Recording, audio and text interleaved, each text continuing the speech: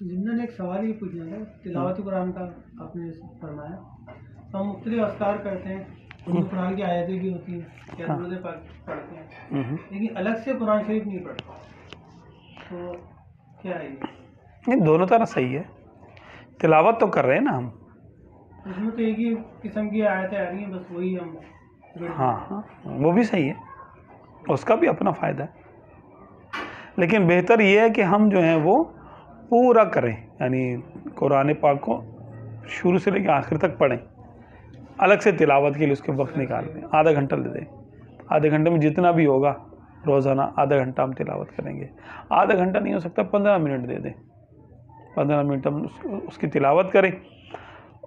15 minute کے لیے چاہیں تو پھر اس کا ترجمہ اور ترجمہ اور شرح یا اس کی تفسیر ہے، یہ پڑھنا بہتر تو ہے،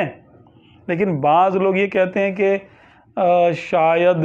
ان کا مقصد یہ ہوتا ہے کہ ہم تلاوت نہ کریں، صرف ترجمہ اور تفسیر ہی پڑھ لیں، اور وہ بھی ان سے آگے پڑھ لیں تاکہ وہ اپنے معاملات ہم تک پہنچا سکیں، اپنے خیالات۔ ایسا نہیں ہے، صرف تلاوت کرنا ہی دل کو صاف کرتا ہے، صرف تلاوت کرنا، ترجمہ اور تفسیر سے تو علم میں اضافہ ہوگا نا، لیکن جو دل کی صفائی ہوگی وہ تلاوت سے ہوگی، یہ ذہن میں رہے،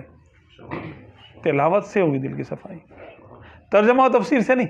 ترجمہ و تفسیر سے تو علم میں اضافہ ہوگا بس۔